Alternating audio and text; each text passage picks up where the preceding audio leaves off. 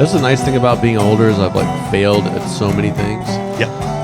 Like one marriage, just a bunch of other stuff. So it's like you not being driven crazy by that. Like comedy is mostly getting rejected. Like even the person that you look at that got that theater gig, like they're still probably getting rejected all the time. So it's like to not. I've been in it long enough to see that makes people get angry, go crazy, and quit more than anything. Yeah, for sure. I'm not getting booked, and this person is for sure. Oh, and then you start yelling at people, and then it makes it worse, and then you're gone. Like that pattern it's so hard not to just. The rejection will just make you lose your mind. So I have a Facebook group that, you know, just on Messenger and everything, and it's me and 3 other comics, and anytime I get rejected from a festival, I'm like, man, fuck comedy, you know, into that group and nothing else. Yeah. I never say that to like a booker or anything because I can bitch to those guys. Yeah. I'm not going to bitch to anybody. Right. Somebody takes a screenshot of it. And then you delete it, but it still might come back to get you. I'm like, they got all the blackmail on me. So I did all that with music in my 20s. Like I was like, oh, now we're playing the Orange Peel. I'm going to start, like I was like cocky and young and like I made all those mistakes with that. So now I've come to comedy as like a more humble, older, like I don't ever deserve to get booked, but sometimes I do. And that's nice. Like just keeping that mentality. Well, I mean, like by the way, there were like 5 people when I said, hey, I'm doing this podcast on Monday. 5 people lined up and were like, oh, give him a hug from me. Give him a hug for me. So like, yeah. Well, we got to do that after. Yeah, absolutely. You've got a train of hugs coming because anybody I've interacted with in Asheville, East Tennessee, Atlanta, even, you know, I mean, like you have a pretty far reach, and all of them are like, he is so kind and so nice and like just fun to be around. So like, yeah, a lot of people think very highly of you. So that's very cool, man. That means a lot because Asheville is its own thing. I mean, I love Asheville and all the people here, but I also feel like the larger region is like, there's just so much awesome diversity there that we don't have. And that's one thing I want to do with this podcast and shows is more cross-pollination. Like people, we should not be snobby to people in Asheville who come here to do an open mic. And we should be going other places. Like you can tell who's left town and who hasn't. Because when you leave town and you're a stranger and you get treated shitty, like that really makes you treat people better. Oh yeah, like the people that just hang out in their hometown mics and then they're just like bullies to people that come. Yeah. Like that's not good for anything. I've been very fortunate with all the mics here. I mean, it helps that I'm from here. Yeah, you know, but the having like Blue Ridge Comedy, I can't say enough good things about them because they started the East Tennessee scene by themselves. Totally. You know, like Sean and Sarah started that. Yeah. From the ground up. Yeah. And, you know, the comedians that they have cultivated are pretty fucking good. Yeah. For the amount of time that they've been doing it. I know, because I used to get booked there all the time when there was no. Now there's a comedy scene there. It's harder to get booked. And now it's like, oh, well, you know, you're funny. Don't get me wrong. But you're not, you know, this guy funny. It's, yeah. And plus, like, I've noticed everything, especially in this, I mean, like, we're in a 2-hour radius, I like to call it, you know, so like in 2 hours I could be in Bristol, Asheville, even like, you know, a little bit of South Carolina, Knoxville. And so like you can, I've noticed that like, oh, it's time to book you again, you know, like once or twice a year. Yeah. It's like, oh, let's do the rounds in the local circuit and then fight tooth and nail for the rest of it, but then like at least twice a year it's like, oh hey, you know, haven't had you in a while, come on, you know. That's it. 2 hours is like you can get there and out in the night, and then like each year now I'm trying to get like the 3-4, you know, Atlanta and Nashville.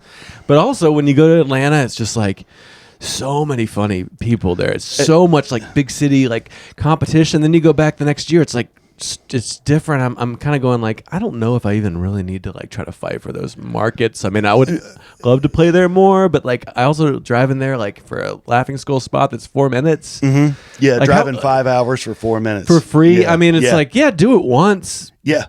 But it's like what it like, yeah, I'm like you. I don't have like just a lot of time. Like I give all my money to my family. I give most of my time to my family, my job. So it's like I'm trying to be a little more strategic. But sometimes you got to eat it too. Sometimes you got to just go. And also, is it okay if I set that? Yeah. Here. So like, you have to reward yourself every now and then. Like every now and then, you're like, hey, look, I've rocked it as a dad. I'm a good employee. You know, like my bills are paid. So like 2 years ago, I rewarded myself. I went to Austin for a week, and I hit like 3 to 5 open mics a day. Whoa! And I mean, like I got up at the Vulcan, and like you can do a lot in a week of vacation. Yeah, if you really you're like, this is my time. I'm not going to be a career dad this week. This is me. This is John time. Like, yeah, that was pretty much it. I mean, like I was going through divorce number 2, and like it was like, we can go to Austin and tell jokes for like a week. Yeah, and like try to get on Kill Tony and all that, and like that was the first Kill Tony at the mothership, and it was during South by Southwest, so it was a shit show. They crammed 300 comics in an alley behind the mothership, and we're like, all right, we'll come out and yell names. What was that like, being in that squashed in with those maniacs? It was crazy. Yeah, did it make you want to be a comic or not be? Like looking around at the. It made me feel my age. Yeah. I'm like it was. Yeah. I definitely felt my 40s. I was like, oh my God, there's kids here. They're like, they're in their 20s and they're hungry, and like they'll stab me in this friggin' alley all day long just because they can say, oh yeah, my name's whatever. Yeah. And at the same time, it was fun, and to be an older person in a crowd of comics, young comics, is kind of fun because it doesn't matter that you're a little bit older. They like, you got gray hair. What sage-like wisdom do you have? And I'm like, carry a knife. And like I was standing next to another comic who ended up going on later down the road, going on to Kill Tony. And I nudged him. We'd been standing next to each other for like 3 hours, just kind of off the wall shooting the shit. Hey, what do you think about this? Blah, blah, blah. And I just nudged him. I was like, we've been here long enough. In the next 30 minutes, half of these people are going to quit, and they're going to start selling beer. Not even 20 minutes later, man, kids come through with like a 24 pack of Tecate, and they're like, $5 beer, $5 beer. I've seen this before. Yeah. And I was like, yep. And don't get me wrong, man. I mean, like if it had not been my week of vacation to go and do that, I would have been selling $5 beer too. I'll come back next Monday. So how was that? Like, how did you feel like you doing your jokes in such a Austin, I assume a couple of years ago it was similar to now, where the vibe is pretty like, not that it's all shock, but it's pretty heavy on the. It was a lot of shock, a lot of. I mean, and it's a very, very saturated scene. I mean, like you've got really good comics, and then you've got a metric fuck ton of bad comics. Most of the people that come on the show are like first year comics usually. I mean, like you got people. I mean, and they're getting on Kill Tony, which is crazy. Never done it before. Yeah, never. And like if they do well, great. That's natural ability, awesome. But then again, like they go up there and bomb their ass off. I'm like, yeah, eat it. But I mean, it was a very different scene. But when you go there and you tell them, hey, look, I'm on vacation and I'm here to hit as many mics as possible, meet as many people as possible, and get the broadest outlook I can on this area. The bookers for the open mics and stuff were very, very cool. That's cool. Just the way you said that, I'm sure they're like, huh. That's not the way most of these 28-year-old dudes. Well, most of them come in and they're like, I'm funny as fuck. You should book me. And like, I'm like, dude, you might like what I do. You might hate it. I mean, and I say it a lot, like I look like this and I sound like this. So this is what you're getting. Yeah. And, Which I think is great. I mean, it's like, why I think that's like one of my challenges is just looking like so many other, like you're looking at sounding like other comedians. Like, it's good to be like, I'm different and it's not for everybody. I think that's always better than being like, I'm sort of like Seinfeld for everybody. It's like, well, people don't remember you if you're too generic. Yeah, but at the same time, dude, there's a lot of quote unquote woke ass rednecks. Yeah. I mean, like the Knoxville, Chattanooga, Nashville scene, like there's some very forward thinking straight white dudes that, they are straight out of a trailer. Yeah. And you look at him and go, oh my God, we're going to have to, help him with his reading or something like that. And then they come out with, oh, this is how I feel about this. This is how I feel about that. This is my life, and it's a very cool to see folks that you wouldn't think are going to do the bits they do. And then they come out with Drew Morgan just did Don't Tell in Johnson City, and he crushed it. Yeah, he's hilarious. And he's so funny, and at the same time, like very, very, very friendly and a big ally of the LGBTQIA plus community. Very big on ending racism. But at the same time, he's got a hardcore Tennessee accent. Yeah, he's got a mullet, and people are like, "What? I don't know." That's great because you don't realize you've profiled somebody, and then they start talking, and you're like, oh, I guess I did sort of think they might. Oh yeah, say some different. Like the very first Slice of Life show I did here, I go up and I was like, "Hey, how y'all doing?"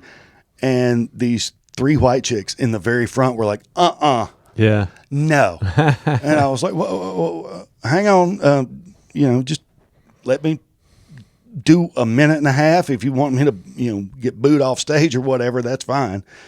But it took me a minute and a half to go, all right, well, this is me. I'm from here. I'm from Weaverville.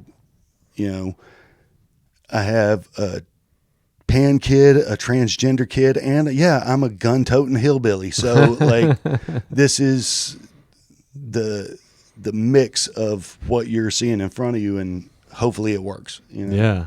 I mean, that's really relatable to me because I think I scan. I don't know. I mean, it's weird for me because when I go anywhere outside of Asheville, sometimes I'm like the gayest liberal they've ever seen. Just, yeah. But then in Asheville, it's like I'm just the things I'll say. I'm like, I don't know. You go out in the country and it's like, don't lecture them on the shit you think you know about. They know all kinds of stuff out there you don't know. Yeah. And I will do a clean set and I will not mention politics. And it's like, here in Asheville, people are almost like, "Are you Republican?" I'm like, "I'm not fucking either." Yeah, what? I'm me. It's like it's so crazy how people are just always trying to size you up and be like, "Which team?" They try to throw those labels on you. And they'll try to throw out try to bait you with you hate Trump, right? And you're like, do we really need to for the first minute of our conversation just take sides? That's always been a big thing in Asheville. Yeah.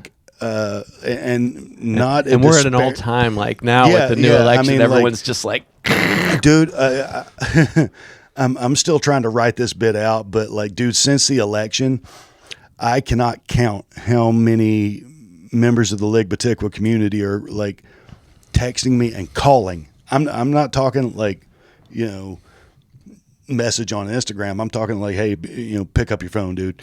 And it's these very, open-minded, very left-leaning people, and they're calling the dude in the overalls going, how do I get a gun? Yeah. And I'm all about it. Yeah. I'm get gunned up, dude. Yeah, there you go. So. Yeah, I mean, my brothers-in-law all have guns, so I mean, I didn't grow up with guns, but if I lived out in the country, I mean, blowing shit up with a shotgun's fun. It's more I gotta join a place and go there. I'm already you need doing one too much. You need one friggin' hillbilly friend. That's all you need. Yeah, you need somebody that lives at the end of Blackberry Inn in Weaverville. Yeah. And what are you doing after this? I don't live there anymore, man. They tax me out of it. Fuck Buncombe County. Yeah, yeah, I'm into that. So the shed is so small. Yeah, dude. One of my oldest friends. You might know him, especially given your past in music and everything. His name's Philo. Philo Reitzel? Yeah. Oh, yeah. So he lives at the end of Blackberry. We grew up together. Okay, that's crazy. Yeah. I wonder if we met before with Philo or something, because It would not surprise me. Because have known Philo since I moved to Asheville in 2002. We both worked at the Mellow Mushroom that first year. So we put out an album together called Red Philo. It's like, I mean, this is like 25 years ago almost. Yeah, he and I have been friends. He was in kindergarten that's when crazy. he moved here. Okay. Yeah, that's nuts. Yeah, it's. I want to get him on here. Actually, You should. We haven't really crossed paths as much in the last years, but I always see him around eventually. He just had a baby. He's what? He's doing so good, man. Okay. And like Philo to me is like the epitome of what a hillbilly should be, because you look at Philo and you would never think he's a hillbilly. Yeah. But that dude lives in the sticks at the end of Blackberry Inn Road with no cell reception. I've been to that house. I mean, it's the same one he grew up in, right? Because the cabin. But it was like 10 years ago. Him and like Jay were up there, and I went up there and hung out with them. Like, yeah. Yeah. It was like the road was like. Yeah. They could barely even get to the place, but then it was this awesome, like, wood stove, old school. Yeah, dude, I absolutely cherish that guy. That's crazy that you grew up with him. This is a small world shit we were talking about. It is. Yeah. Yeah, for sure. Well, I mean, like, you get a city like Asheville, and like you got here, 2002, you said? 2002. So, I mean, like, that's, we're talking 23 years of making connections, meeting people, losing people, that kind of thing. It's a big deal when you do it for almost a quarter a century, and then now you put it in, like, for me and Philo, I've been here my whole life, and he's been here since he was 5 years old. So that means that he's been here almost 40 years at least. Yeah. So I would like to I'd love to talk to him about how he looks at Asheville now. Yeah. Compared to, like when we were growing up, then when he left for a long time, went to San Fran, stuff I wonder like if he that. has good things to say. I mean, because I'm sure. Yeah. I mean, I took my kid to lunch today, and like we went to the Yellow Mug in Weaverville. Good food, had a good beer, Would have never had that in the 90s in Weaverville. You know, I mean, like it's different. There's some things that are good. I mean, we all know the things that are. It's just so obvious every time you go downtown. It's just beer bicycles go by, and there's tiny hotels and it's bachelorette parties. Just the beer amusement park thing, where it's like, do we need to, like, it's post-Helene, we got to get back. It's like, do we really need to just be like the beer and tourist hub, like the bathroom of the Southeast where you just pee beer all? It's like, I don't know. Maybe we should have good jobs here for people that want to live here. And in the 80s and 90s, there were good jobs. Yeah. I mean, like, my dad was the fleet manager for the city. Yeah. And that was a great job. The city was a good job. The county was a great job. Yeah. Good luck now. If you work for the city or county, you probably don't live in the county, let alone the city. Oh yeah, I'm mindful of that for sure. It's like the people that come in and do that work can't afford to live here. That doesn't seem right. In late 98, 99, I was getting ready to. I had left for the Army. I'd come home on leave, and was just running around with a bunch of friends from high school and stuff, and it was already like West Asheville starting to get expensive, and I was like, West Asheville's expensive. Yeah, that's the stabbing part of the city. Yeah. I mean, and I didn't even go out there the first 5 years I lived here. And then dude, West Asheville eventually went out to, like, in the early 2000s, dude. Like, it was great. Where is this? Oh, there's another downtown out here. Yeah. There's like Westville Pub, Cowboy nightlife. Yeah, Cowboys. Oh God, dude, Cowboys. And what was it, like the Double Crown? I mean, like, that was Mike's. Shooting and stabbings and all that wonderful Mike's was stuff. awesome. Yeah. Mike's Side Pocket. That was the place Mike's where there was Side Pocket, the triple homicide, I think. That was the end of that place. But had some good times there. But I love a couple of dudes in their 40s shooting the shit about, I remember how it used to be. Yeah, it's weird because I didn't move here till I was in, like, now it actually has been half my life. Like, like exactly that I've been here. So it's like longer than Tennessee now. But even just in that time, it's changed a lot. So I feel local, but then I'm not like. Sometimes I'll be like, the old days, and people, and then I'll realize I'm talking to somebody like went to like kindergarten here. Oh yeah. It's like, all right, there's levels. There's levels. But then again, at the same time, I have nothing to talk about to somebody who's been here as an adult for the last 10 years. You know, I mean, like I left 5 years ago, and at that time in my life, comedy wasn't a thing, and like it was just, you know, the military, do my job, come home, kid stuff, you know, and the people that are here now that are in their 20s and stuff, like I'm just like, it's what you did. What? Yeah. You went where? Yeah. I remember this was all orange groves as far as the eye could see, you know? Yeah. I mean, I'm the same. I don't know. There's a new brewery that opens every week or a new restaurant. Oh, for sure. I mean, it's like right down the road, and I don't. So how long were you in the service? How long did you I did enlist 20. in? 20 years? I joined in Wow. September of 97. Yeah. Got out in March of 2018. Yeah. So I first joined the reserves, did that for a year. I was in a unit in Brevard, did that. And as soon as my the first year was up, I was like, and even then you couldn't find a job in Asheville unless you had a master's degree and that kind of thing.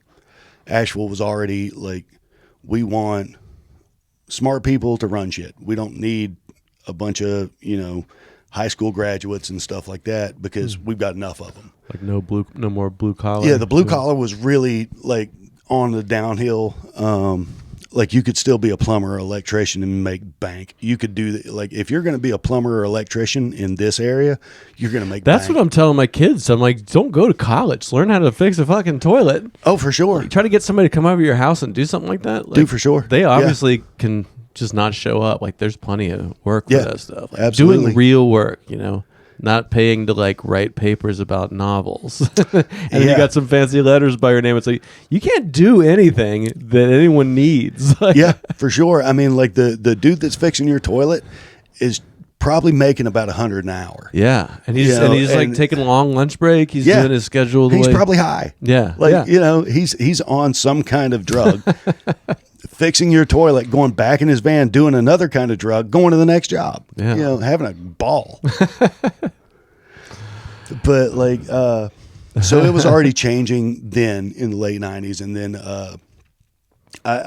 I really could not have done comedy, still being in the military. Like I was way too angry and like had a lot of shit going on in my head and that kind of thing. So I wouldn't have been a good person to hang out with as far as a bunch of comedians. So. Yeah, you don't see a lot of people do both. Like one of my best friends I grew up with, Josh, is coming on in a couple months, and he's been in the military since like I guess like 30 years now. But we grew up like in the same weird music, so he's got this interesting thing where he's been in the military for 30 years. Still in there in that culture, but he's also like was into like the Minutemen and weird punk music. Oh hell so yeah! That's like my favorite type of person to talk to, where they're just kind of like not categorizable at all. So we haven't gotten into like the military stuff on here too, but it's like I'm kind of like I want to expand. Like I don't want the podcast just to be like liberal Asheville comedian millennials giving the same hot racism is bad. It's like, yeah, we know racism. Yeah, racism is bad. So is PTSD. So yeah, right. But like, man, I think it was so cool that like you were saying that your buddy, what's his name? Josh. Yeah. So like to think, number one, a lot of military guys love punk. And I mean, like, dude, Henry Rollins got invited to do USO shows and stuff, so like. Did he do them? Oh yeah, hell okay. yeah, Okay, that's cool. I actually got to, he did a show at the OP, and I hadn't moved out of Asheville yet, and I was still in the National Guard, and he had done the USO show like that summer prior. Came back, and then he was doing a spoken word tour, and he was at the Orange Peel, and I got to talk to him and meet him, and I was like, hey, look, number one, thank you for doing the USO show, because a lot of us think the world of you, like we think it's punk rock to stand up to bullies and that kind of thing. Yeah. And that's why we're in the military. And he's a man of discipline. He keeps himself fit. I mean, there's a lot of overlap shape. between. He stands for something. Like he has integrity. So there's a lot of the same. Yeah, and like everybody asked me, like, were you in the military? Absolutely not, sir. But like I love. I think his dad was, right. It wasn't his dad like a military guy or something. Like I believe he said he was on a shit ton of Ritalin, and like it was supposed to be a military school, but like he's just very yes ma'am, yes sir, no sir, no ma'am. You're telling me to do something, I have to do it, otherwise I will implode. Like I love his energy, and like Henry Rollins, as far as a storyteller, is who I emulate as for my material. Yeah, I could see that. Like he's not desperate for the punchline fast. He's like going to take you. He's relaxed. He's going to take you on a journey. Yeah, if he can bring you up and down, and like watching Henry Rollins do spoken word I'm just like, yeah, that's what I want to be when I grow up. And just reinventing yourself. I mean, that resonates with me. Like just because you were a musician at this age, it doesn't mean you can't start stand up later. Like starting later in life, you've lived a life, you've had experiences. There's actually some benefits to that too. Absolutely. I mean, like when you're in your 20s and you're trying to do stand up, I've seen a lot. You've got these young kids and they're like, so I was having sex. Yeah. Because that's all that I was having sex, and I went to school. And there's the end of your material, whereas like you and I, it's like, hey, I've raised human beings, Yeah. I've had a job for X amount of time, and both those things are pretty similar to stand up in that like you're doing your thing, but you have to read. It's not just what you want all the time. You have to, like the audience, your employer, your family might need something you're uncomfortable with, and it's not fun for you to give. And that's a cool thing about just going other places. Yeah, going to other places, giving up a lot of your freedom and having more responsibility. Sometimes it's like the 25-year-old. It's like it's hard to relate to it. But then I also get that I'm like aging out of the culture too, so I'm starting to be that old man that's like, I'm almost profiling them a little, being like, oh, for sure, what's this 25-year-old got to say? Yeah, what do you got to say? But then I like it when they surprise me, when they get me. I'm like, all right, cool. That was my bad for judging. I think the thing that gets me, because being our age and that kind of thing, like we don't talk about our feelings and shit like that, which we should. Therapy, everybody, therapy. Yeah, I'm getting there. I'm hanging out with a bunch of LGBTQ young people in comedy is helping me. Like not like my dad's. He doesn't say anything about his feelings. It's so crazy. Like I am trying to figure out. Like I'm always writing and that kind of thing, trying to figure out how I can say something that I know is probably offensive and not be offensive. My dad was 45 years old when I was born. He would be 90 now. If he had stuck around, he'd be friggin' 90 years old. Yeah. And I remember the first joke I ever heard was my dad telling me that joke. and he told me that joke in 1984. Yeah. That joke was racist. That joke was homophobic. That joke was misogynistic. In 1984, it was the perfect joke. It's all of them now. It was everything, but that's like every 80s movie we watch with our kids now too, though. It's like, I'm going to bully you until you figure out some way to pay me back. We watched Groundhog Day this weekend with the kids. Seemed fine, but there's like Bill Murray, you know the Groundhog Day. He's like, what high school did you go to? Where do you do? And he can trick the lady into lying to her that he went to high school with her so he can fuck her. Yeah. And I was watching that with my daughters in 2025 going, I don't know, that seemed fine. That's well, that seems that's really almost bad. roofied. It's so close. It's a psychological roofie. And the fact that I'm like, I don't even think we had, no one noticed that. Yeah, nobody. 40 years ago. Yeah, you were like, hey, good game. Yeah. Yeah, I mean, like it was so crazy. And then to, like for my dad to tell me that joke, the joke that I remember, the first joke, that I'm like, oh, that was funny. And it was all of those terrible things. And yet, if he'd have stuck around and made it to 90, he would have been the patriarch of an interracial, Ligbatikwa, mixed bag family. And I think as long as we drove Chevrolets and got together on Sunday, he'd be all right with it. I could look the other way. He'd be like, all right, well, those are darker than I'm used to. Why are those girls kissing? Well, I'm going to go have a cigarette.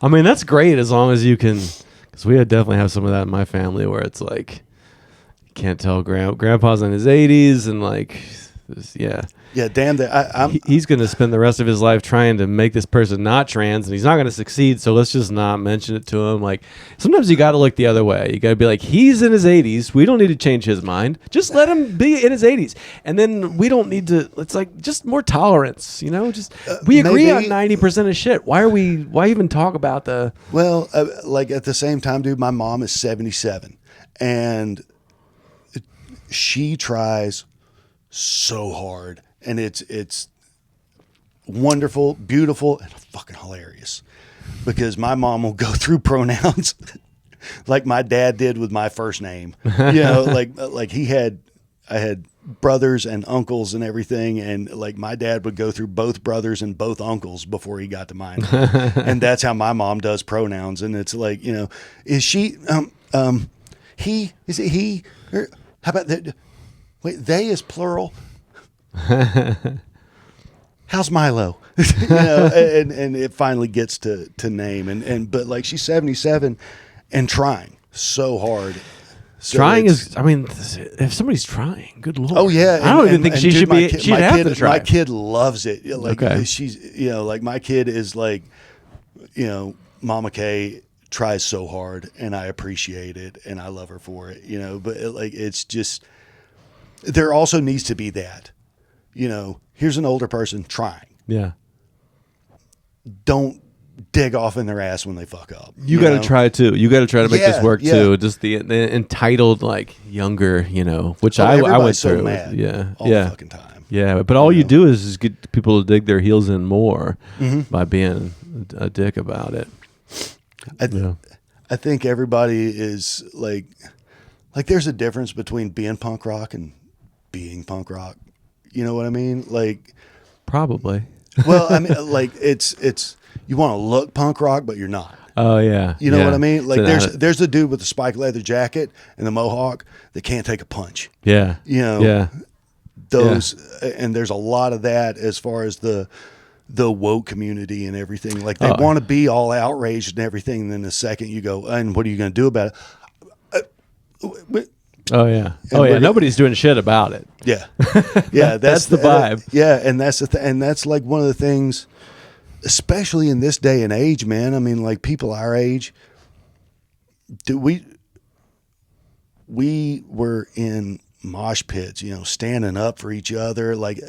Man, I remember being at Dropkick Murphy's and there's 3 people in wheelchairs on the rail. And there is an army of people around them. Yeah, let somebody end up bumping into one of those poor kids in a wheelchair, and they're wear their ass for a hat for the next week. Yeah, that's one of the things about the liberal left side that's less appealing to me as I get older is this attitude of well, somebody will do it, it's the government. I work for the government. The government's not gonna. They're not gonna do shit. You do kind of have to You've got to do it on your own. Do it, or just quit complaining about it, or something. But it's not it's not just going to happen. If you give somebody else that power, they're just going to abuse it. You're not actually going to get. That's another reason I absolutely emulate Henry Rollins so much, and especially as a storyteller. One of the things he always says is I can't fix the world. I can fix my backyard. I can fix the block I live on. Yeah. Dude, work on the block you live on, and that's all you got to worry about. Because if the guy next to you works on the block he lives on, then guess what? There's 2 blocks done. And that's where it starts. Yeah. With kids at the age I got them, I don't even think I'm I just in the house. I don't even try to get the block at this point. You know, it's just get like your I'm house. just trying to get your backyard. and I'm not even like I'm losing at that. So I'm like, but I am trying that idea of like this is my sphere that I can control. This is what I can work on. This is what I can do. And then seeing like your kids do, like what I've noticed recently is my kids doing all this fucking shit that I've realized that I've been kind of setting an example of doing that. So they're like throwing it all back at me. So that's just kind of like, oh, for sure. let's just spend the next few years trying to like fix, like, let's fix Dad, improve. Let's fix Dad, and then we'll work on you too. Right. Yeah. And I'm unfixable, but I am like trying to talk about it and improve. So. Nobody's unfixable, man. Yeah. I'm serious. Nobody is unfixable. Yeah. I mean, like, granted, it might take a metric shit ton of therapy, a metric shit ton of drugs, but nobody is unfixable. You can have a happy life. You can, I do have a happy life. I just think I'll always be a little bit of a wreck. But yeah, but being a little bit of a wreck is not unfixable. Like. But I hang out with stand-ups now, so I'm like, actually, I'm like the most well-functioning. Like I'm like that's. Yeah, you're crushing it. Like just that. Just go out into the odd every week and be like, yeah, I'm actually most well-adjusted. Yeah, you're the only person that didn't trauma dump for 8 minutes on an open mic. Yeah. But like at the same time, man, like being in the veteran community and stuff, dude, seeing so many people. I mean, like I've known a lot of people that freaking blew their brains out, and like nobody is unfixable. You can have a life, you can have joy, and if I can say, like, the only thing I ever wanted to do with stand up is, number one, be good at it, and number two, if anybody saw my set, whether it was for 300 people or 6 people, if one person was like, dude, that was funny, and thanks. Yeah, that's all I wanted. Yeah, I actually I hosted Try Pride last night.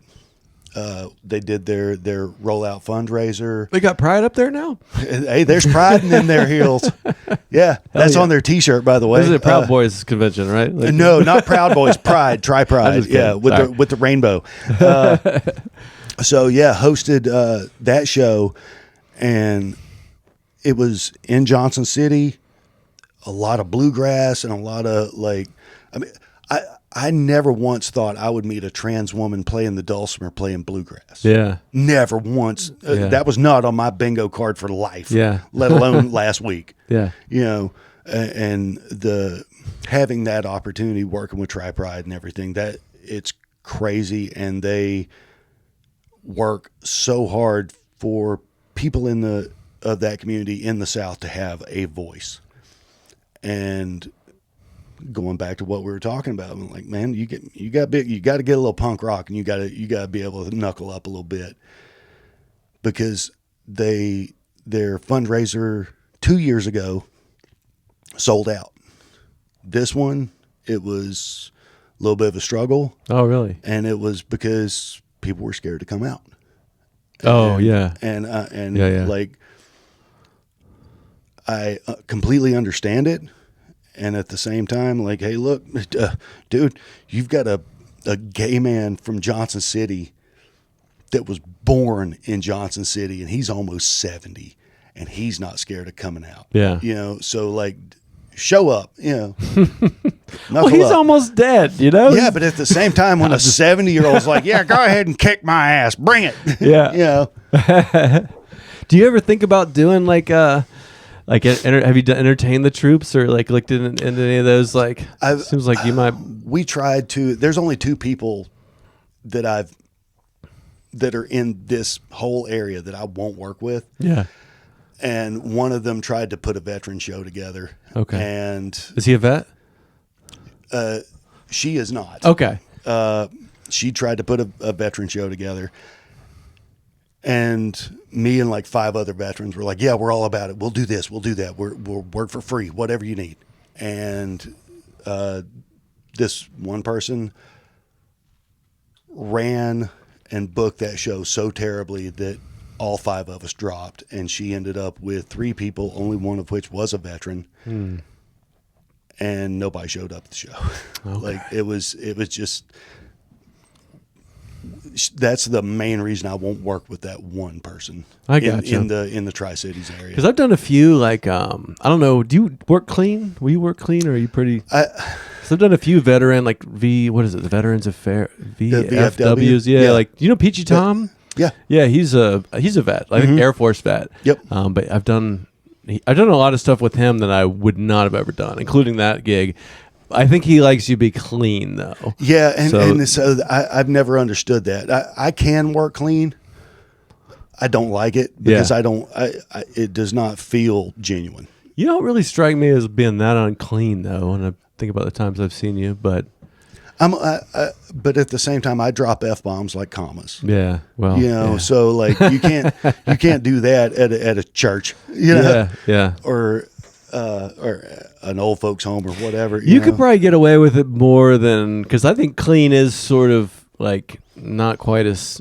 A lot of F-bombs are gonna be hard. Yeah. But then if you get them on board with who you are earlier in the set, then you can. I've been at clean shows where people are talking about all kinds of unclean stuff, but if you're like some 25-year-old, the little patronizing asshole, and you're saying dirty stuff, they don't like you. But if you like show that you've lived the life and you've read the room and you respect them, and you start out with jokes, then by the end, I've found that at clean shows you can get away with a lot.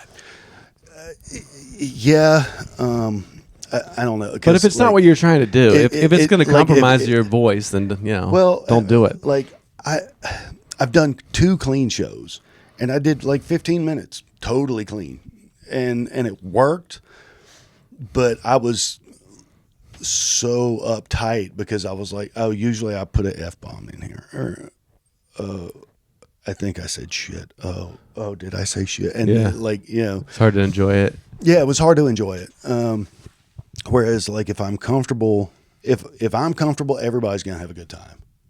I'll make sure of it. I don't want to censor myself, but at the same time, I'll do jokes that I know work in that room. Yeah. So, but doing clean is hard, and but clean is where the money is.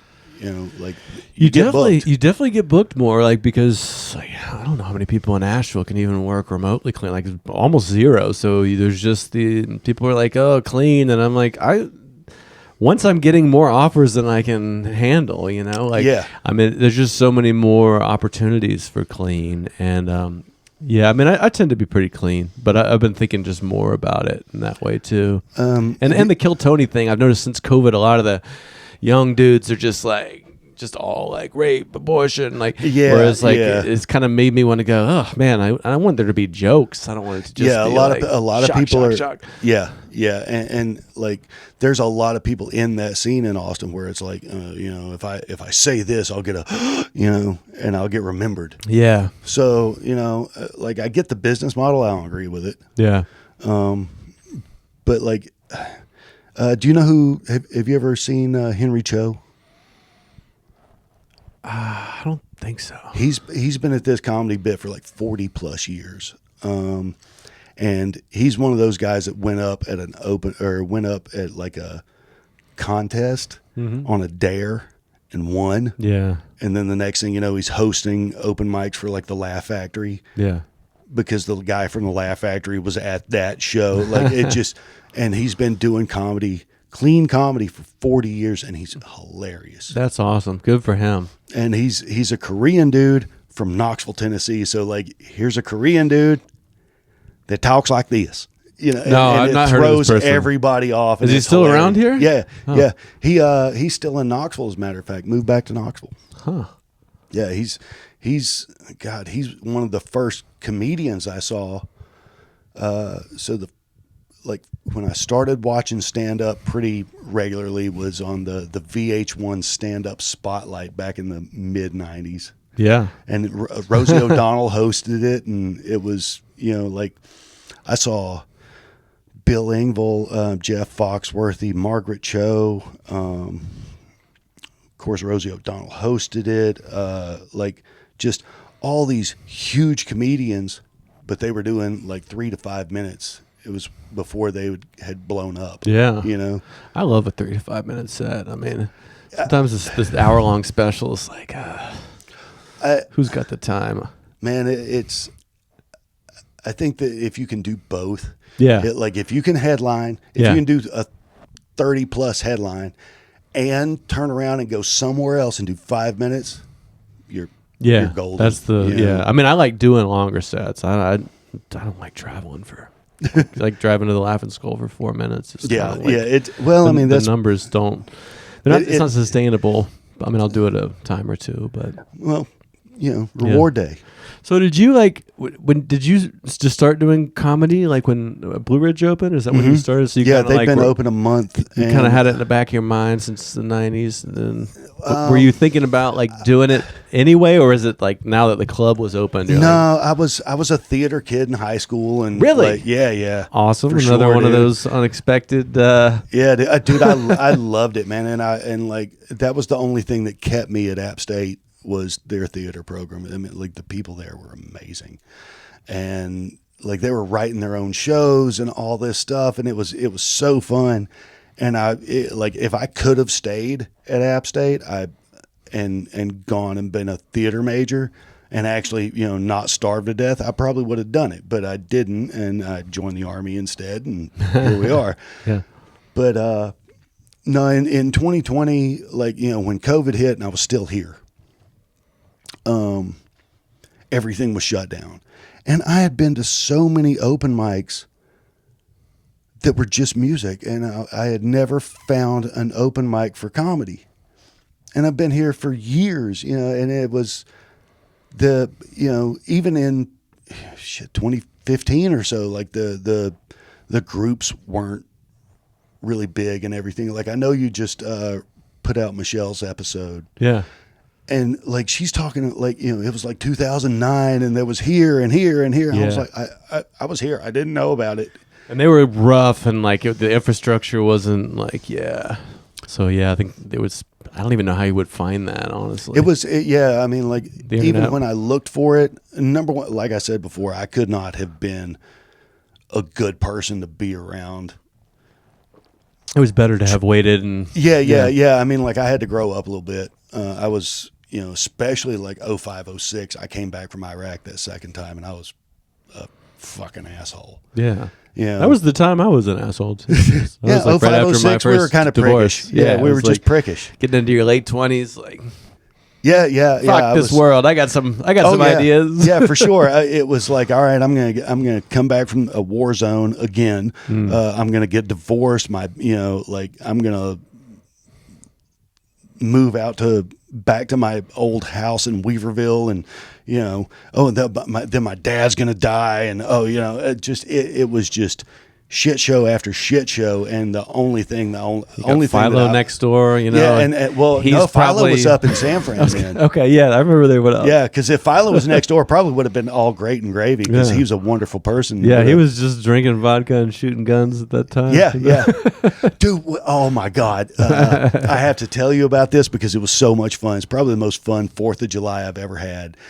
So you've been up to Philo's house. Yeah. I had bought my daughter right before I went to Iraq the second time. I bought my daughter her first car, and it was a beat up Pontiac Grand Am. Bought it at a police auction, put a radiator in it, and it drove. It's a perfect first car. Yeah. Because I knew she was going to wreck it. Kid can't drive worth shit. And so sure enough, a couple of years later, she wrecks it, and 4th of July is coming up, and I call Philo, and I'm like, hey, man, I've got a car. Do you want to take it up on the logging roads above your house and jump it, and then we'll shoot it, and do you want to blow it up? And he goes, yeah, come on up. So 5 or 6 of us went. We parked this car, jumped it, took it up on those logging roads around his house, beat the shit out of this car, and it still ran. And then we shot bottle rockets at it, and then unloaded every gun we had into this poor Pontiac Grand Am. Still up there? No, that damn thing started, and I drove it to the house on 4 flat tires, because I was like, what are they going to do? And so I drove it to my house, put it up on the trailer, and took it to the scrapyard. Got more money at the scrapyard than I paid when I bought it. Damn. Because we had put that much lead in it. A great investment all the way through. Wonderful. It was wonderful. Driving it, getting to shoot it. Yeah, we shot the shit out of it. Getting the money back. Yeah. Oh, jeez. Must be a heating. Hold on a second. Oh, camera getting too hot?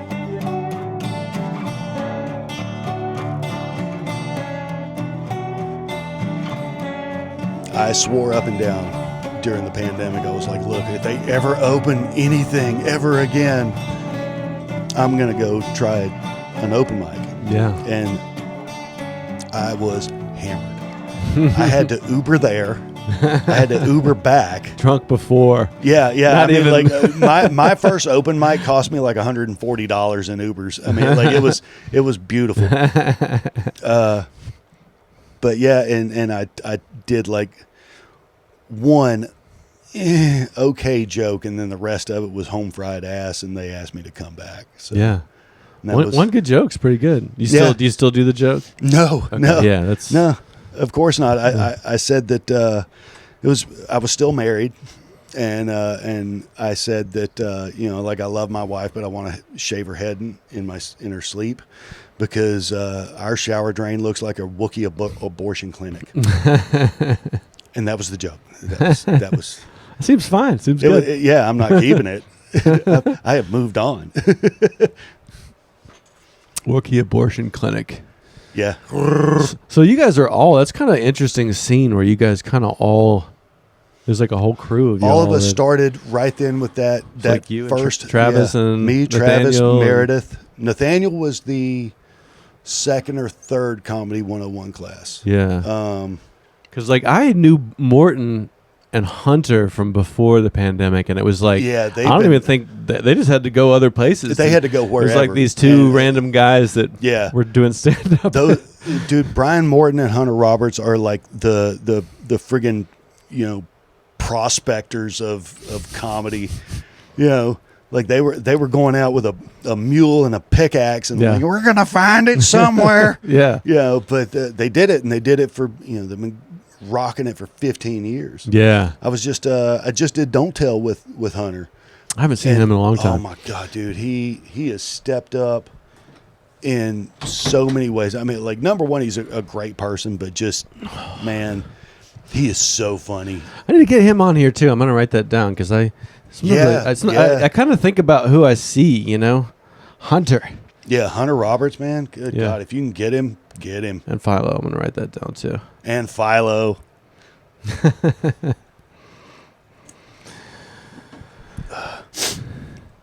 Yeah, I heard about Sean like 5 years ago. There's this guy opening a comedy club in Bristol. So I haven't been up there as much. I haven't been to the new location. It's really nice, man. They can seat about like if they sell out, it's a 200 seater, and they can do a lot with that venue. They got the main reason they moved out of the old spot was so they could do some more of their own shows, like drag, burlesque, that kind of thing. Yeah, have their own venue. Like the place that they had in Bristol earlier, they couldn't get away with a lot of it, So that's cool that there's all that in Bristol, drag and burlesque. I mean, that's new. No. Has it kind of always been like a weird, like odd side of Bristol? I mean, like.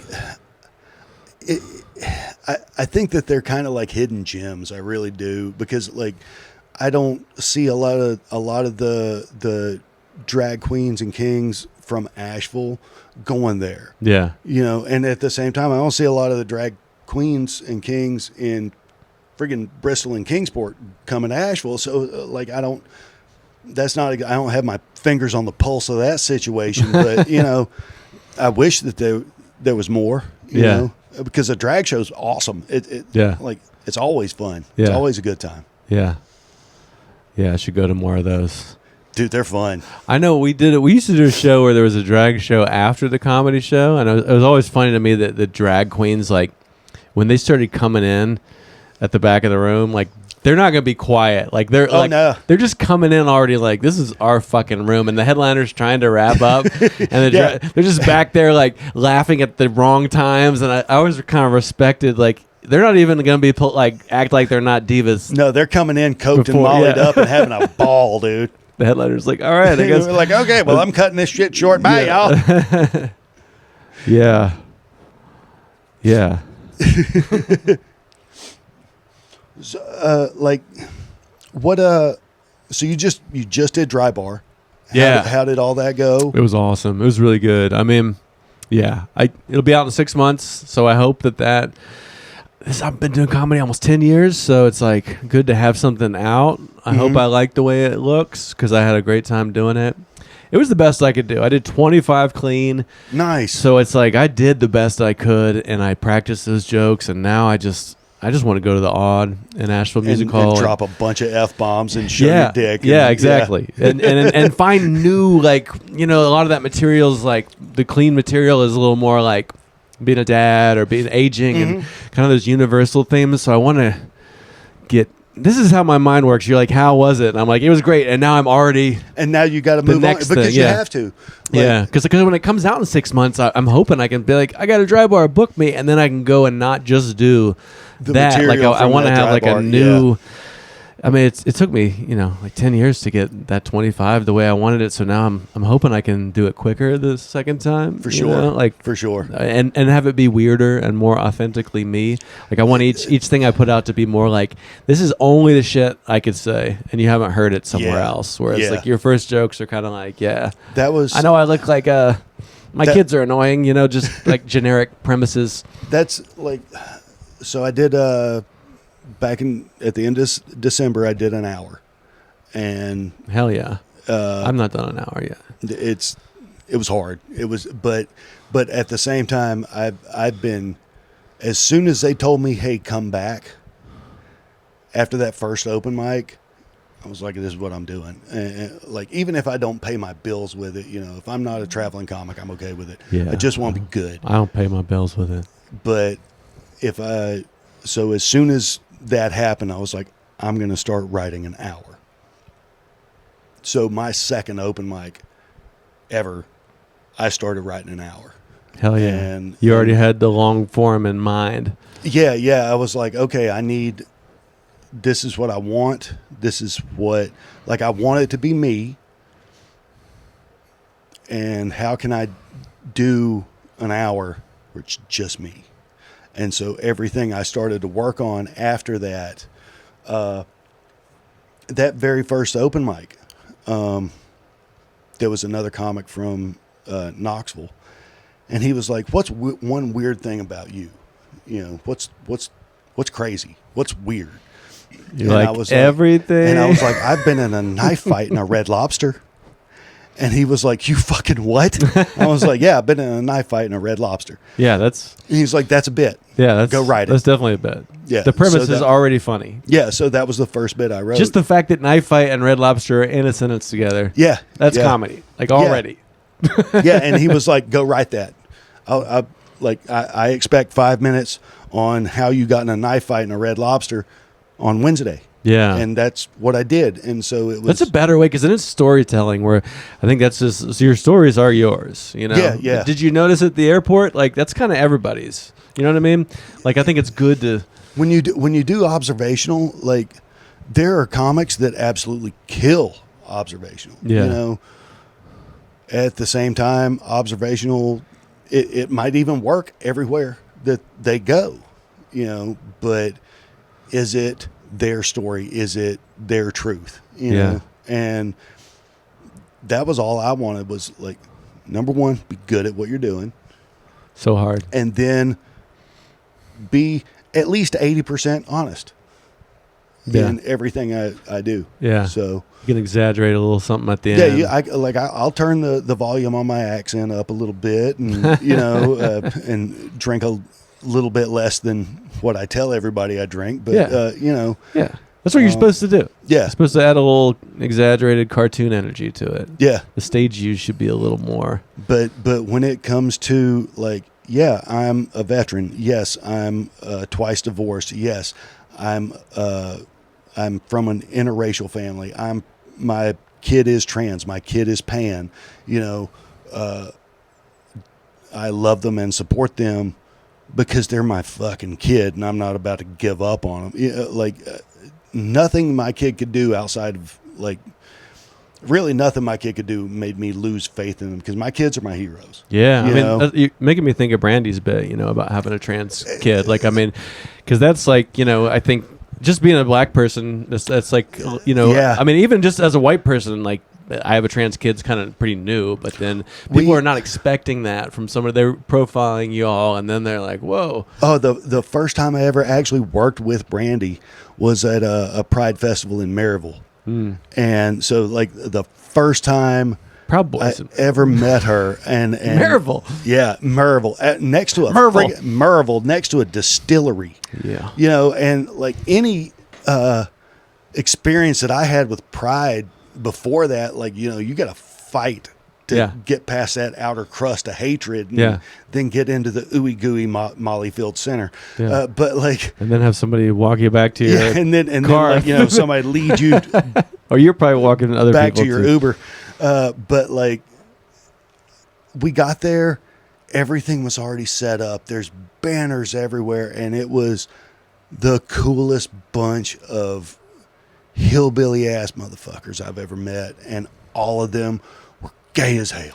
I mean, it was so fun. Can we just say those are the best gays? Oh yeah, the John Deere queers are the shit, dude. If you're doing it because everybody else is already doing it, I mean, that's great, but that's easy. Yeah. You know, when you're the John Deere queers. I mean, that's just dude. I mean, like the couple I met being gay were just in a place freaking that fantastic. Not, I mean, like one dude was in overalls. He was massive. He looked like Brock Lesnar, and I was like, oh my god. And he was like, "This is my husband," and the husband looked like Garth Brooks. It was like Brock Lesnar won Garth Brooks in prison, and I was like, "That is gorgeous. I'm so happy for y'all." And I ended up doing a set before Brandy. Had never met Brandy. Mm-hmm. Did all my jokes about, like, you know, I have a transgender kid. I was stealing their testosterone. You got to, you know, just doing all of those jokes.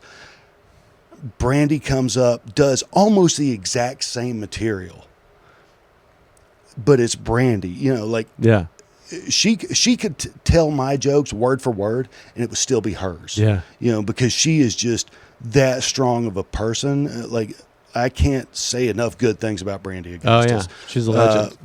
But like, the first time I ever worked with her, I went up, did my jokes. She went up, did her jokes. The jokes were so similar. And then the next thing you know, we're working together at, I think it was like in Roanoke or something like that. And she was like, and then somebody goes, "Do you know John Pruett?" And she was like, "Please, that's my husband." And I was like, "That's my wife. I mean, that's my work wife right there." I guess it is kind of similar, but y'all have such different rhythms and delivery styles. Oh, absolutely. It's still like, I could see y'all back to back, and it'd be like, that's very different too. It was, I mean, like, material wise, but the topics and what we talked about, I mean, Southern like, parents. Well, it was, but she's coming at it from a very strong black woman. Yeah, I'm coming at it from a semi-strong straight white dude, you know, in overalls. So like, you know, both of us were like guns. Yeah. But like, so the yin and yang. Yeah. She's like, like I said, we could tell the same joke word for word, and everybody would hear it differently, you know. But just because she is who she is, like, God, like, Brandy is one of the. Like, I'm so glad I did that first open mic because I got to meet people like Brandy. Yeah, totally. You know? Same. And this podcast has been cool for that too, because you get to go deeper with that. So it's like I started comedy because I wanted to be on stage, but then there's some shit like that. When you're on your deathbed, it's like, just kind of getting to know Brandy maybe better than me just my big head just saying things into a mic. I mean, that's cool. I like that too. But well, like when I left Asheville, all of my people and friends were still here, you know, and then moved to East Tennessee. Don't know a fucking soul. Yeah. have a job that I absolutely hate, but it pays well. Yeah. And I was like, well, I didn't really know anybody, didn't have any social life. And then went to that first open mic and just like Sarah and Sean are amazing. Meredith, Jared. Meredith was there that first open mic I did. Joey Gray. I don't know if you've ever met him. I know the name. He's been doing it for a hot minute too. Okay. It was before Blue Ridge. He was doing it for a minute in Johnson City.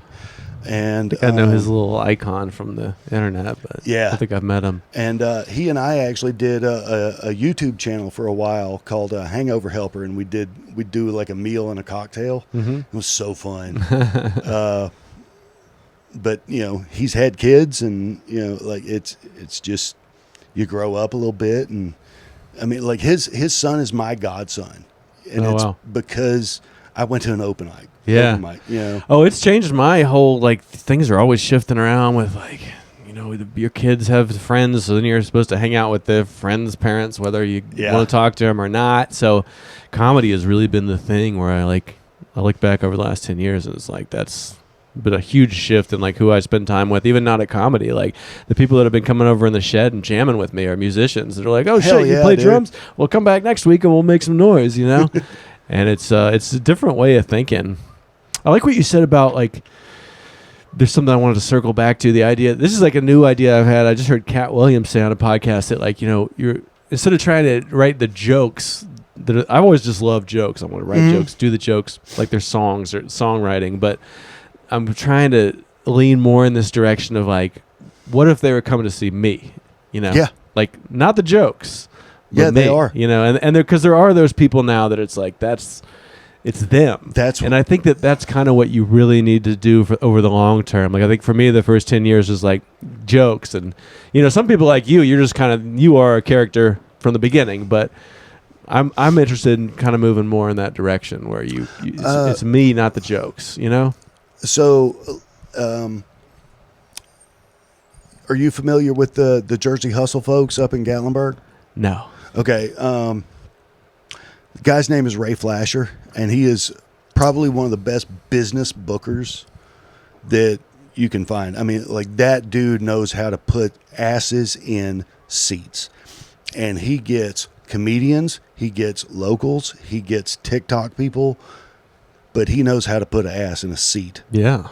And so, like, I was fortunate enough that Jordan B., have you messed with him at all? He's out of Roanoke. I know different Jordan B. from Charlotte. But, so no. Jordan B. is like one of their regulars, and he hosts a lot and that kind of thing. Roanoke comic, funny as hell. He was just on this last Don't Tell, and he's like that. He's going to be one of those dudes that blows up because he knows how to market himself. He knows how to put those videos out, put the reels out,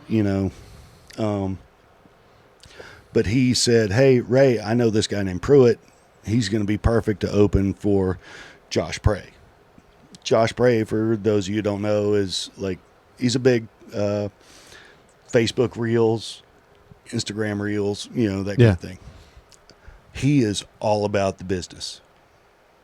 And I learned a lot just watching him behind the scenes, like before his set and everything, just business wise. Like, he's on his phone going, okay, we sold this much. I need this much to sell before this show. Yada, yada. Here's my merch line. Here's all this. And he's like, it's math after a while. Yeah. And at what point do you still want to be an artist? Yeah. And still have, this is your job. This math. Because I have a math pays job. Your bills. I'm already like, it's so much fucking math. Yeah. But then you do got to bring some of that into your comedy if you want to. If you want to expand your brand and all that stuff, you have to. I know. I'm kind of focusing more on things that I enjoy. Like, I mean, whether anyone ever watched this, I would enjoy doing this. So I really try to approach it that way. But to go back to, like, when you do a show and they're coming to see you, then if they're coming to see you, they don't give a shit who your opener is. They don't give a shit who your feature is. They don't give a shit who your host is. Yeah. Like, how many people do you think that, Gabriel Iglesias, how many people showed up to watch Martine? Yeah, I mean, that's I got to open for Reggie Watch at the Orange Peel, and that was like an extra big, like, whoa, it's sold out. It's amazing. Yeah. I don't think I got like one single new follow from that, and I was like, at first I was like, well, that's weird, and then I was like, I don't remember any fucking opener from any show. Like, you don't go, oh, that band, I should like write their name down. I was like, no, I'm waiting for the main thing. There's only been one comedy show that I've ever gone to that I went for the feature instead of the headliner, and it was because Rocky Dale Davis opened for somebody, and I'm a huge fan of Rocky Dale Davis. Even if you don't know who that is, that's okay. I don't know who a lot of people are. That's something I realize on this podcast. I sort of live under a rock. Well, that's a good thing because you don't have anything else influencing you. That's kind of how I look at it. Like, I don't watch a lot of specials. I don't keep up with a lot of, like, I'd rather keep listening to the same Richard Pryor album for the 1,000th time than watch all the new, like, because it's almost like all the people that are out there now doing Don't Tells and Netflix specials. It's like, I don't want to be influenced by them because that's what's happening right now. I'd rather be influenced by the Rolling Stones album from like 1973 or something. Yeah. All right. So, especially as a musician, I really wanted to ask you this, and I was thinking about this on the way here. So I've been thinking about this for a couple of hours now. Let's do it. How has your musical taste and influence changed over the years? Well, it's broadened for one. It's like when in the 90s, I was like, I like alternative music or whatever we called it, like Nirvana, Pearl Jam, and more obscure stuff. But then now I'm like, there's so much good like black R&B 90s music that I missed. Then, and now I'm like Lauryn Hill was like just as good as Nirvana, and now I like jazz, and I mean, so it's just like it's all good. Just the same. How'd you get into jazz? Like Louis Armstrong and like Billie Holiday, Django Reinhardt. There's the gateway ones. Just listening to like LPs, like I'm guessing you listen to that on vinyl. Sometimes I went and studied jazz for a little while, so that kind of. Okay. But I still think a lot of jazz is like pretentious and like I like things to be accessible to people. You shouldn't need to like study something to. That's what I like about stand up. It's like just a person with a microphone talking. At the same time, a lot of comedians think of themselves as jazzy. Yeah, improv. They're putting a lot more weight that they should on their friggin' name. Yeah, I know. Yeah, and there's the improv piece. Like I've moved a lot more into improv. I used to love songs. Like I want to learn the song, but now I like to just jam and make noise with people. Yeah. So I'm kind of my comedy's trying to get more like that too, like more crowd work or spontaneous stuff like that. But I think they're the same. I mean, that's really, I've been doing music longer, and I say this on here all the time, but I think music and comedy are the same thing. If you go far enough, it's like rhythm, tone, for sure, dude. Reading that room. Like, you don't just go like, I'm going to do this voice in every room. It's like, no, what is the, you feel the air, look in their eyes. Like playing drums with somebody and watching them like sing and play guitar and trying to adjust. It feels like being up in front of a room and being like, I'm going to take a sip off the drink, like trying to play with them instead of at them. You know what I mean? Hell yeah. So I think that's like getting older. You just try to get more sensitive and like, even though I'm talking, I'm listening. And instead of just being like, I'm a young person, blah, blah, blah, blah. I think that, yeah, dude. I mean, like, I think that age is one of the things that's actually working for us, in comedy, in our regular lives, in our personal lives and stuff. Yeah. Because, dude, I was a pretty violent, mean person 15 years ago, but like now, the only time I'm going to get mean is if you fuck with my kids, but like to have these interactions with people a lot younger, people from from very different walks of life, like I really appreciate it and I enjoy it more, meeting people from like when I was in Austin and like you're meeting like there's a comic from like friggin' Zimbabwe, you know, and like I have no clue your story, you know, but when he would talk about his folks and do the accent and stuff like that, it was freaking hilarious, you know, and like everybody has their own story and they can make that funny as fuck. Yeah, and I say this on here a lot too. I don't think people will laugh at your story unless they see themselves in it. So For it's sure. like we're actually pretty selfish people. So like I only listen when you're talking about me. I think that's happening. It's just, so even if you're telling your crazy like I'm a trans person from Zimbabwe story, like you need to do it in a way that resonates with that room, and that's when it really gets beautiful. Is when you see somebody from a really different walk of life tell their story in a way that hits with somebody from. And I'm like, yes, that's kind of as cheesy as it sounds. I mean, that is what it is. Like I am kind of in service of them. I'm not up there being like, fuck you, they didn't like it. I mean, sometimes you gotta be like, this room is not gonna like me, but I want them to have a good time. I want to serve them. Yeah, you know, yeah. like, I mean, that's like the thing, especially those paying rooms. Like, dude, you worked a 40-hour week. Yeah, it's Friday night, and you paid $15 to get a ticket, dude. I want to make you laugh your ass off. Exactly. Like, I want you to be laughing until Monday when you clock in. You know? Like that's the thing I want to be a part of. Is that like to try to serve them more like. Yeah, it changes too, just like which gigs. Like I've said yes to everything, and I do. Most of the gigs we do are not like ideal. And that makes you better. And then occasionally you get some gig where the sound is good. And there's hundreds of people that bought a ticket that are just laughing at the right spots, and you're like, yeah, that was kind of like the dry bar. I'm like, yes, and then a couple weeks later, you go to a brewery for 6 people. Exactly. I did a brewery for 6 people 2 nights ago. It was 3 hours on the road. It hurts. And it was a little. I headlined it, so that means I'm up there at the 2-hour mark when they really don't even want to be there anymore. So it's like I've earned that spot that's so hard, and I'm looking out like they don't even want to be here. I haven't even talked yet, so it is kind of like I still want to say yes to everything. And the other comics on the show on the ride back are like, that was great, and I'm like, I've done 6 people in a brewery so many times. I've driven farther. Like what is I'm still scared to say no to anything because I think every time anybody books me it could be the last. You get to our age, you're like, I don't deserve anything, but at the same time it's like it would be nice to get more good shows. It is nice, but I don't expect to get more good shows. All right, so there's a lot there to unpack. I did a brewery show in actually it was like a coffee house. Yeah, and the people that were coming in did not want to friggin' listen to jokes. I mean, like I've had really, really rough nights. Espresso machines, like right when you're trying to right during my punchline or whatever, and like you look at it and you're like, oh my god, this sucks.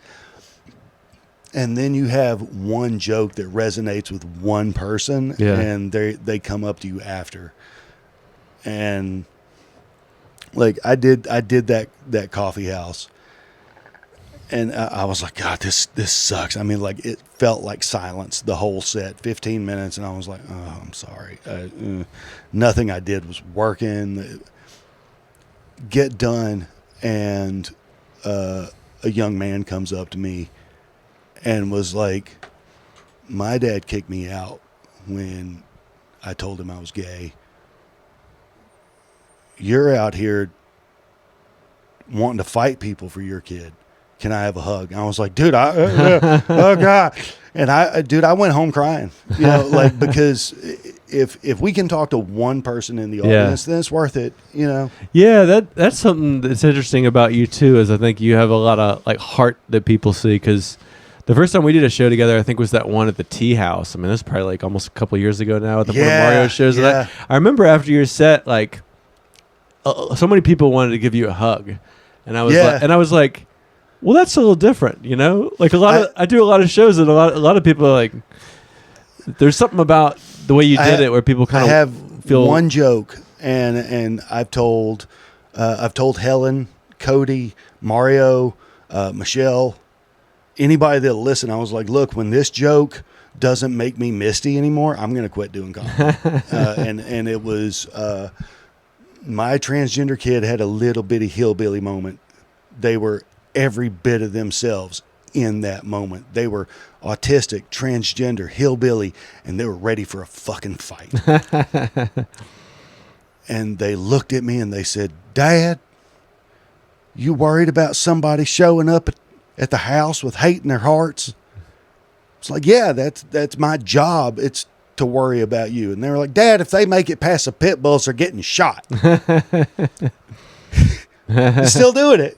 It still does it. So like, I was like, you know, when I can do that joke and it doesn't make me messed up a little bit, then I'm not going to do comedy. Hell yeah. Yeah, I mean, that's different, right? Because you don't really see a lot of that when people do comedy. Like, it's a different kind of... I think maybe that is something that's kind of similar between you and Brandy, too, is like where you know, we call it all stand-up, but it's not like it's one thing. Somebody up there just doing clever one-liners, but then somebody else being like really vulnerable and getting to some uncomfortable spaces. Like we call it all stand-up, but it's actually like... It's like jazz and metal or something. It's like... Yeah, dude, and or like, having a folk song next to it. We'll do like Ryan Gordon. Dude, he is a fucking one-line king. Yeah. But the material he does, that is very, very personal to him. Yeah. And like, I respect the shit out of it. Yeah. You know, so like for him to sit down, write all these one-liners, do a setup, do the punchline, do a setup, do the punchline, and dig into what his past and all that stuff, man, that's badass. Yeah, he's amazing. I mean, I almost think he's got a little bit of that Bargatze thing too. I mean, the writing is good. He's very calm, but like, there's something about his rhythm that's just really appealing to people's. Yeah, see, like Bargatze is like, you know, I mean, he's amazing. Like his jokes are amazing, but there's something about the sound of his music that his he can be reading the tempo. Paper. Yeah, and I think Gordon's got a little like he's slow, he's relaxed, and I just see audiences like even from the beginning, people just want to listen to him, and then he's got the jokes on top of that. Yeah, like he's one of the few like one-liner comics where like usually a one-liner comic, you know, it's set up punch, set up punch, set up false punch. jokes, and like an audience gets into it, and then they're like, all right, you've been going at like 8 minutes, man, come on. Totally, it's hard to keep going. But at the same time, Ryan can do that, have that cadence, still do his jokes that are very personal to him. Yeah. Do 20, 30 minutes and crush the whole time. Yeah. So, yeah, he's like, very special. He's a very special comedian. Yeah. What are we sitting at time-wise? We're at 90 minutes. No shit. Yeah, isn't that cool? That does not feel like it. I love it. Does not feel like it. Yeah. That's my favorite. I mean, you've done these before. A lot of times people sit down and they look nervous, and I can tell they're like, what if we don't have anything to talk about? I'm like, it'll be just give it 5 minutes. I knew we would have shit to talk about. But then every time at the end I go, well, you want to wrap up? We're at like 90 minutes, and people go, what? And I'm like, yeah. You didn't know. Yeah. That's one of the things I wanted to tell you about as far as you hosting a podcast and everything. Like, you obviously make people so comfortable. And it's been very, very cool to watch. Oh, thank you. Yeah. That's cool. I mean, that's been a cool thing about doing it, too, as I started because I wanted to be on stage talking, the only one. And then the podcast, I think, I mean, it's only a year. I'm like, this could be like the thing that's really like when I'm dying on my deathbed. Like, I'm like, I had 1,000 conversations with people from all walks of life. We got into it. Like, that's actually cooler than me being like, everybody shut up, I'm talking, you know? Yeah. Which I still, you know. So have you, so you know Nathaniel from Hotel, and like, so him and Michael Rose have the talking bits. Yeah, they were an inspiration to me to start this. Really? Yeah. And have you been on it? No, and I've tried to get Nathaniel on. Like, I want to get.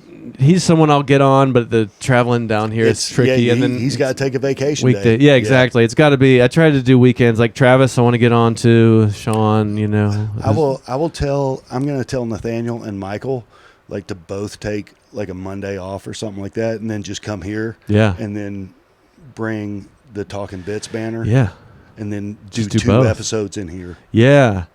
Yeah, that's a great idea. We can do 2 at the same time. Yeah. That way, you know, like it's not killing your schedule.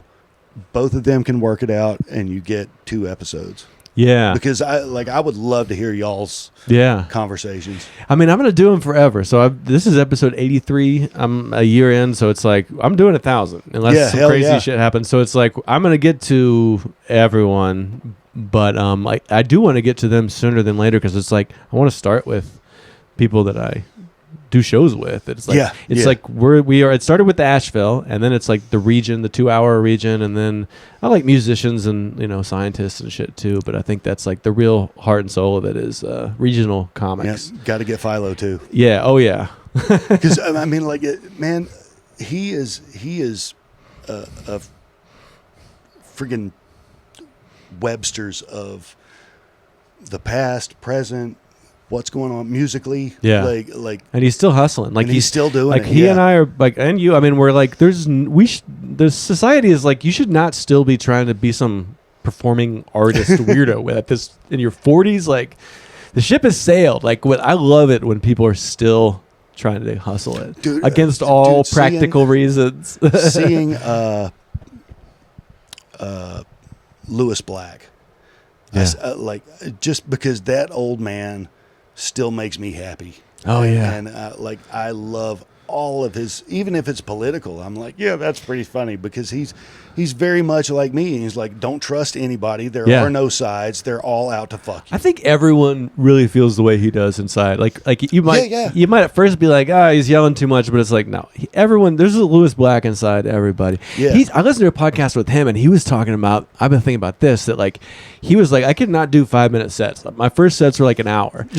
and that's kind of what I want for the next years is like, I got to do like 20 open mics to try all these ideas. Let me just do a bad hour. Like where can I do like Justin Blackburn will do these kava bar shows. That's a place where like you can do like 40 new minutes because they just listen to poetry. They're not going to be laughing anyway. It's just a weird experimental room. And Lewis is like, you gotta dump it all out.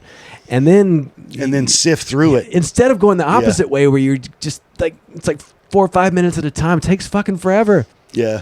You're going from, playing darts to throwing hand grenades. Yeah. And Justin has been so nice to me.